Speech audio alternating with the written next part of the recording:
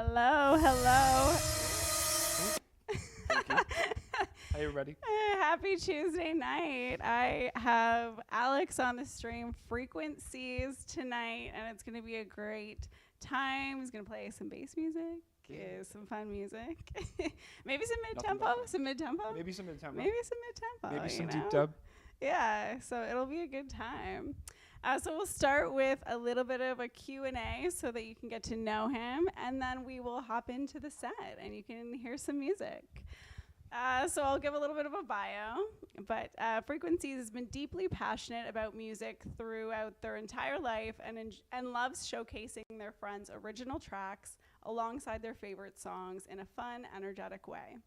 They're now taking the next step in their journey, making performances even more intimate through the addition of more original tracks and edits. I hope we'll hear some tonight.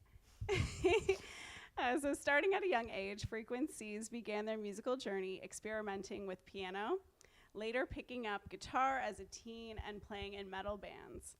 After becoming heavily influenced by the West Coast bass music scene while attending festivals such as Shambhala and Bass Coast, the huge ones out there, they felt profoundly inspired. These experiences shaped them in positive ways, teaching them freedom of expression, to trust their ear and instincts, and to play music that they genuinely enjoy while staying true to themselves without restrictions. Inspired by this, Frequencies launched a DJ and production project. Their sound falls under the umbrella of multi-genrebass, taking listeners on an intergalactic journey through a wide variety of low-end frequencies. And we are excited for that tonight. Yeah. I'm really excited to share that with everybody. Awesome. Well, thank you so much for joining me and coming all the way from Kitchener, right? Yeah, my pleasure. No, really happy to be here. Awesome. It's a great vibe. So, yeah, I mean, a little bit about your bio, but like, how did you get started into DJing? Oh, yeah, that's a great question. So, I mean, given my musical background, there was kind of this natural transition from being in heavy metal bands into electronic music, especially with the heavier bass music. Yeah, I can see that. I feel like I've seen that a lot, which, yeah, it like makes sense. There's definitely a bit of a migration of people that have moved from the heavy metal or metal music and then eventually found the heavier dubstep, for example, drum and bass, etc. I feel like rhythm is like pretty, Definitely. like that. I mean, there's even artists like Sudden Death who are like mixing rhythm with metal and things like that. And he's got a huge cult following, so definitely some people are very successurable doing that. So it's neat. Absolutely. Okay, so you started. Oh yeah. Sorry, I got sidetracked. So yeah, basically, I got really interested in electronic music and started just started listening to it casually through varieties of different sources, and then I had a bunch of friends. I was living in Western Canada at the time. A bunch of friends that kept telling me about Shambhala, and then I didn't really know about like exactly what it was. I went to like some, like a trance rave in Calgary. I remember it was like Above and Beyond. Oh, that would have been good. It was actually pretty good. It was I actually, love Above and Beyond. They had great lasers. Oh my great gosh. laser show. Yeah. It was an experience, but then I kind of like. But that wasn't for you. You're like, this is cool, but like this isn't for like this isn't. Yeah, exactly. It didn't I found myself wanting more. Yeah. You know what I Okay. mean? Okay. And then I went to Shambhala, and that was ground zero. It was like I didn't quite exactly know what I was getting into. Yeah. And then by the end of the weekend, I felt like I didn't even know what music was anymore. It was like all the different sound design you hear there. Yeah. And I went back to where I was living at the time. It was in Regina. And started downloading all these different music from all these artists that I had heard throughout the weekend, and that was kind of like the ground zero for really like the main inspiration. And then I saved up / like bought my first controller, which was like a Tractor S8, and then started just like playing like any show that I could, basically. And that was like out when you were living out west. Yeah, like Calgary. Was it like Calgary? I lived in Regina. Oh, Regina. Okay. Yeah. That's where I spent a lot of time traveling, like going further out west, mainly for shows because there wasn't a lot going on. But that was like the home base for a while. Okay. Yeah. Very cool. So started with Tractor. I feel like a lot of people I know start with Tractor. Seems to be like the thing, and then eventually people are like, maybe I'll get a Pioneer, maybe. Yeah, I'm still honestly. And now everyone that has a tractor is like, but I still use my tractor. So I practice at home with my S8 still. Yeah. But I'm definitely like on the fence about either buying like a set of CDJs because then I could, potentially rent them out. Yeah. And they're so expensive though. I mean, you pretty much have to rent them out. Just so you could, long term they would pay for themselves hopefully, and then even generate you some money, depending where you live. For sure. But then assuming as long as no one takes them to Burning Man. Yeah, you're like no. I watched a video of a guy, Christian Jackson. He's actually a lighting designer, but he lent a set of CDJs, and they made a video of him to somebody who brought them to Burning Man. Yeah. Did a video of him taking the CDJs apart and literally down to the microchips, the PCB. Thin layer of dust over everything. He had to do this whole I can only imagine. It sounds like a nightmare to me. I was like, oh, dude, no, never would I bring my. That's where gear goes to die. Yeah, honestly, I'm surprised. Anyway, side note.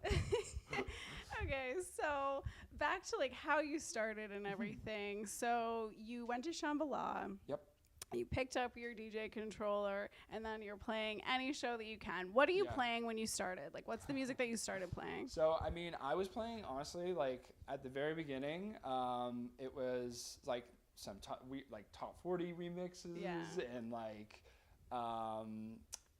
Big Room House. I was into Big Room House, and then... What year was it? Oh, this would have been, Because I'm that could make sense.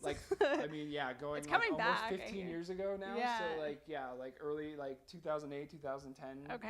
Kind of in that realm. That makes sense. But it's coming back, I hear. Just trance. Really? Trance and Big Room. It's coming back. You're like, no. You're like, no, thank you. That's great. That's great for people over there. I'll be over here in the bass room. With the drum bass or the deep dub. Amazing. Okay, so you started with all these things, and then at what point were you like, okay, this is oh my God, we're back. The good thing is I can edit this out. Oh yeah, right. In post, just edit in post. I'm just editing it out. Exactly. So anyone watching live just gets to have fun with this. Yeah. But shouts to anyone watching live. Sorry about that. We're doing our best here. Exactly. The technical issues don't stop for me. It's yes. Well, maybe they will now that you have an IT support. Exactly. I've got Liam behind the camera tonight, so he's on technical support. It's great. Thank you, Liam. Shouts to Liam. Okay, and back to our... moral support, Brittany. Shouts to Brittany, yes, shout out to Brittany as well. Moral support. Amazing. Yeah. Okay, back to our questions.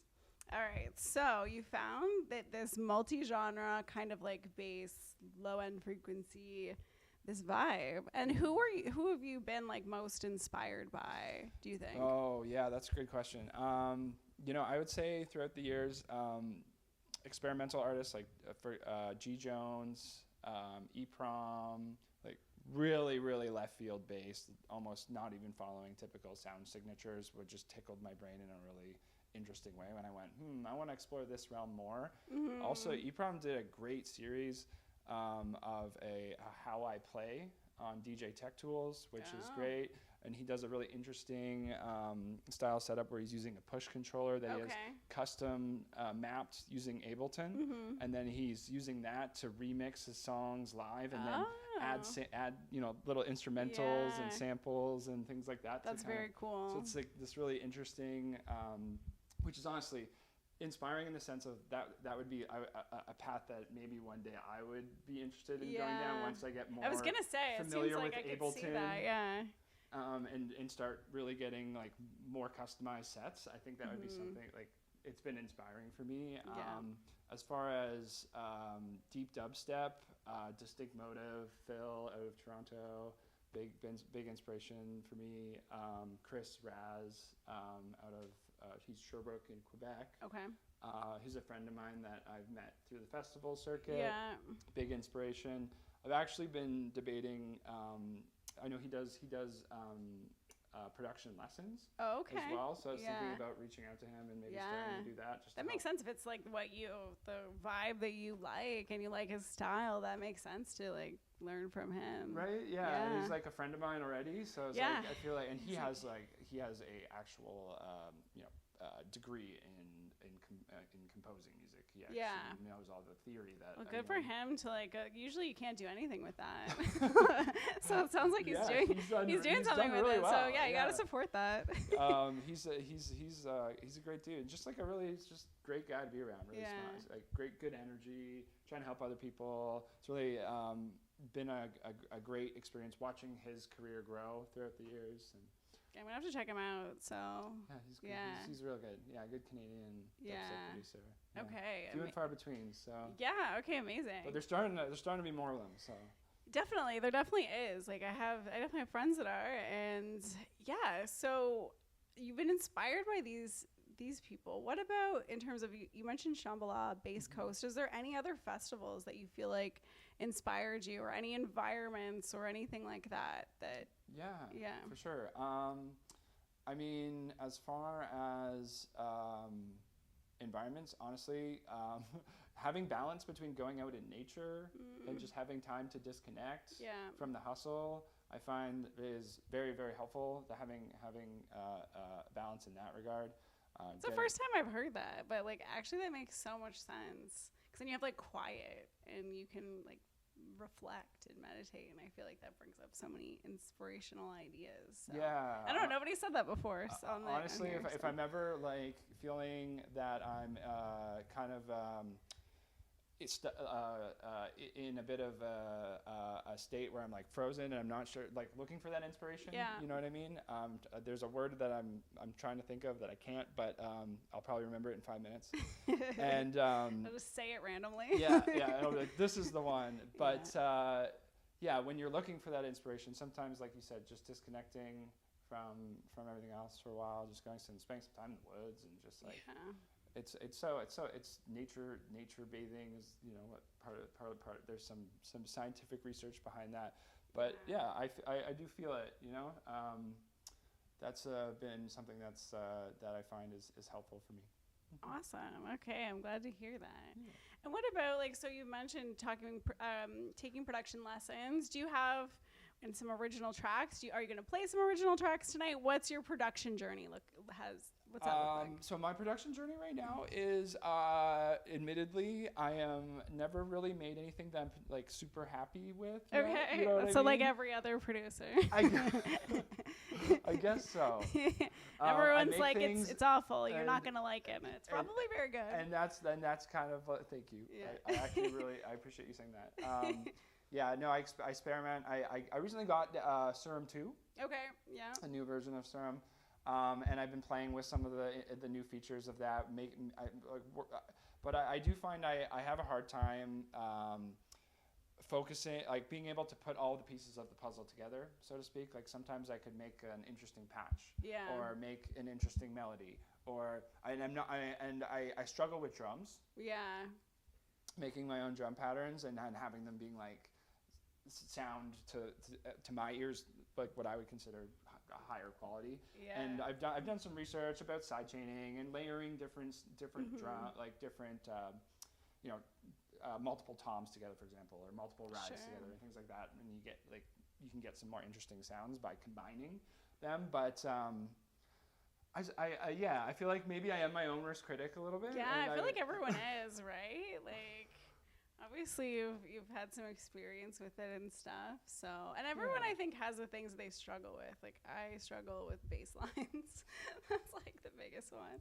So it's like, you know, everyone kind of does. But yeah, so what are you looking to do next, like in terms of DJing, production? Like what is inspiring you right now to like to move forward? Yeah, I mean, I'm going to Lightning in a Bottle, which is a festival in California. Yeah, I've heard of that one. May. It's kind of like they have a wide range of different musicians. It's all electronic music. Yeah. It's a bit of a holistic festival. Okay.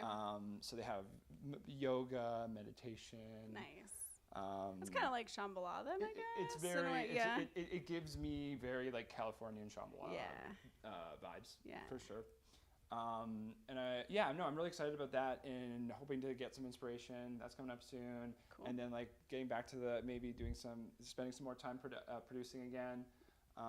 That's something that I put on the back burner for a little bit, especially in the winter. I find I find it hard for me to because of lack of inspiration. Yeah. Lack of nature. Lack of nature. Lack of nature, lack of inspiration. Yes. The summer hits and you're like, And then- now and I'm only producing. Yeah, exactly. Right? And it's like Yeah. you feel better when Yeah. the sun is shining, and like That makes you're- sense. Yeah, you know, that's for me. It's big. I'm big on that. So maybe I should just move somewhere where it's sunny all the time. Yeah, maybe you'll move to California. Brittany's going to California too. I think about BC Honestly. sometimes, honestly. Yeah, BC's great. It's beautiful. It is. Really is. It's a good choice as well. Yeah, and they have a pretty thriving music scene too in Yeah. Vancouver. So I think about that a lot sometimes. I have some family out there too, so it'd be like maybe a pretty good natural transition at some point. Yeah, that makes sense. Absolutely. Are you going?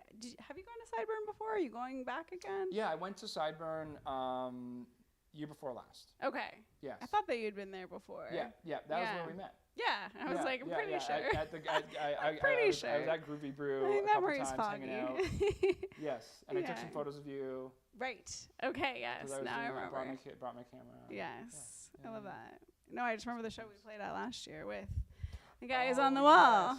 Yes. When we did We did play the show together last year in Toronto. The pre-party for the Baby Fight Club Yes, Baby Fight Club. Yeah. It was a fundraiser. fundraiser. Toronto. Yeah. Fundraiser in Toronto. It was a good time. Good time. Good times. Well, I guess we're getting there in terms of timing, but is there anything else that that I haven't asked you or we haven't talked about that you'd like to talk about? You know, I was thinking about a couple music channels that I really enjoy watching. I was thinking, and I forget. I was doing some practice interview questions on the way here. Yeah. And something that came up was I was just thinking about different YouTube sets, in Okay. particular of watching Yeah. other musicians perform, and then that inspiring me either in lighting design or in music. Cool. Particularly one like DJ Meg. I'll never forget there was an Alice in Wonderland. I love Alice in Wonderland. So good. Yeah. What an epic person. Absolutely. All around. Just still DJing, just like so Like with pregnant. the belly and you're everything. like, okay, you're just Superwoman, I guess. I guess. I Yeah, guess. just touring the world. Yeah. No big deal. She's amazing. Yeah. But it was when she was just first like kind of like budding, you know what I mean? Yeah. Like and starting to get some international attention. And I just remember she threw down like this Mix Mag LA set, and it was overlooking the horizon. Ooh. And it was kind of right around like dusk, Yeah. the golden hour. Yeah. And I just remember watching her throw down just this such a heavy, like it had a bunch of multi-genre set. Yeah. And it had trap in it, and it had some like hip hop vibes, and then she was like into some house, and it was like all over the map. And that was Yeah. definitely a moment where I was like, multi-genre, maybe that's a thing. Yeah, you're like, Or she one of definitely made it those- work. Yeah, So. exactly. So Yeah, maybe I that's could good. too.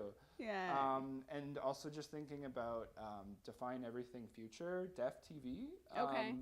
They're based out of Atlanta. They've been booking some of my favorite artists without knowing that they're my favorite Yeah, artists. You know you're what just I mean? like, is this when- for me? Right. Hello. Okay, we are back. We're back.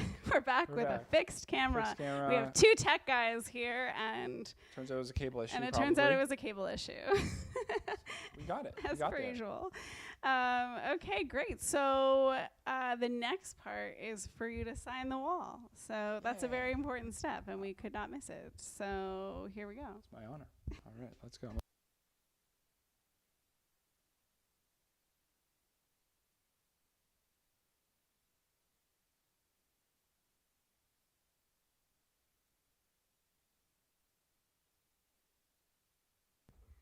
All right. Yeah, there's a couple of them are aggressively large, but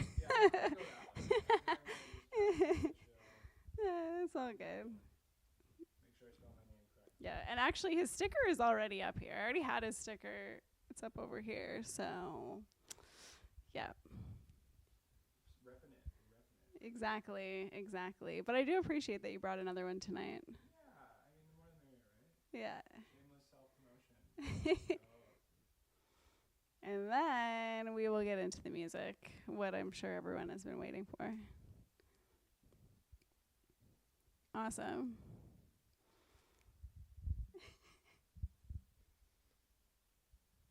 Okay, well, thank you so much for taking the time to speak with me and for us to learn a little bit about you. And And now we will actually hear you play some music.